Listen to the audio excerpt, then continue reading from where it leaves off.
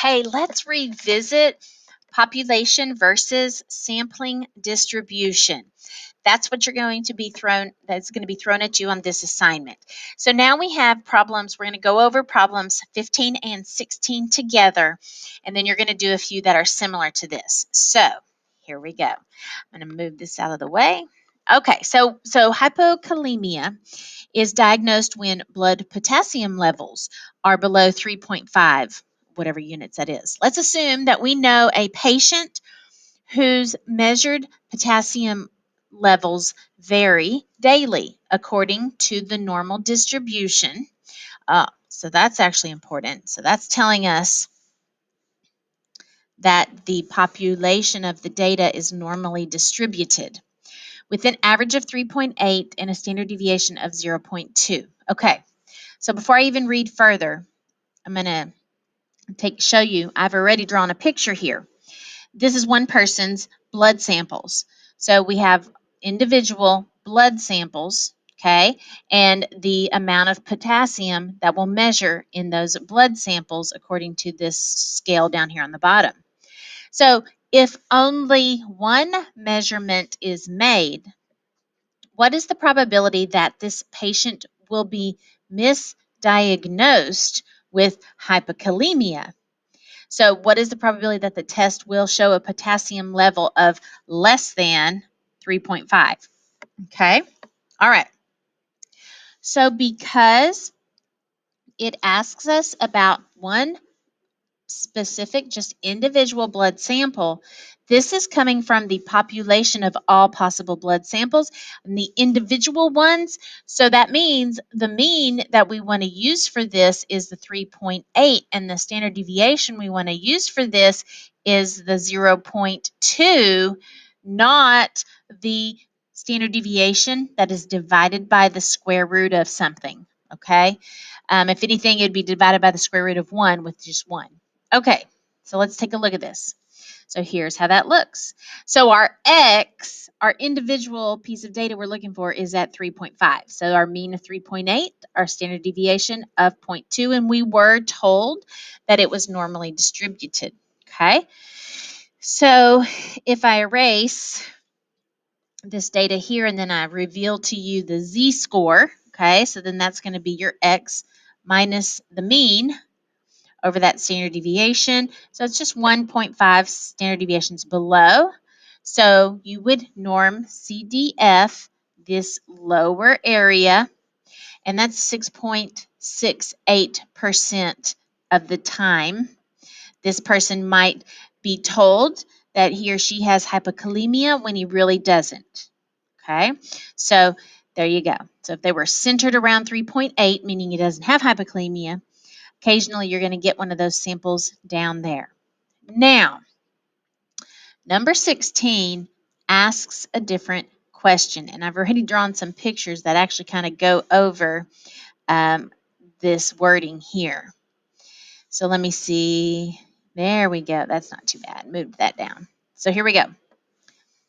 Instead of taking just one measurement, the lab technician takes a series of measurements on 4 randomly selected days. What is the probability that the average of the 4 samples will lead to a misdiagnosis? So we know that the mean of these X bars will be centered around 3.8 still, because that will be centered around where that population up above was centered, okay? But we are asked, what's the probability that an average of 4, so here's an X bar of that came from 4 random blood samples, made an X bar from it, and dropped it down, and there it is at 3.5 or less. So this is a sampling distribution for samples of size 4, and the X bar we're investigating is 3.5. With the mean of the X bars is 3.8, and then there is our standard deviation. It is smaller. Now, let's talk about how do I know if this is normally distributed? Because it's small sample. Well, It is normally distributed because even though the sample size is small, this sampling distribution is normally distributed because we knew the original population was stated to be normally distributed. Okay, so let me remind you of that picture here. That was this.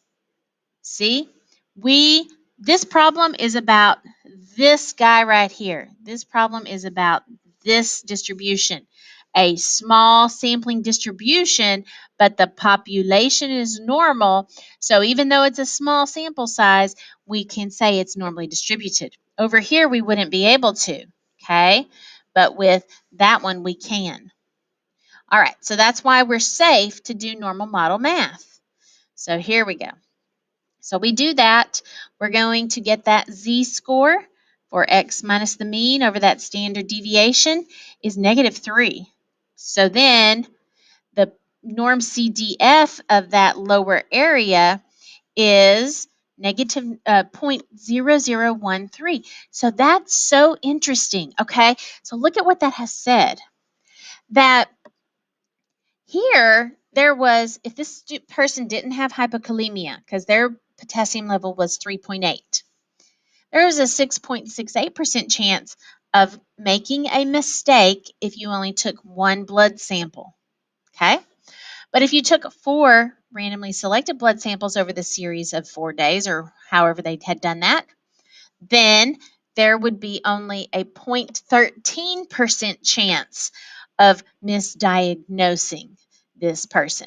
So do you see how having multiple samples really made us feel better about the validity of those results and if we made a mistake in the diagnosis? So you know this is playing into how medical communities work and do their tests and all of that.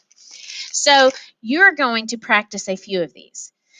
Okay, so if I take a look at the assignments that you're going to do, I want you to do some of the ones that have this topic, this idea, where you have ones that are the population one, and then the ones that are the sampling distribution. So we just did 15 and 16.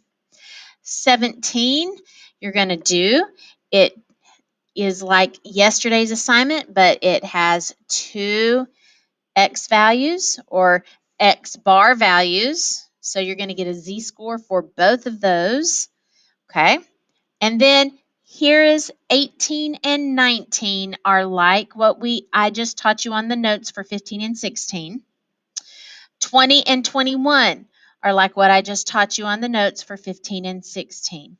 And we'll stop there. You will just go through 21 and we'll do the other ones at another time.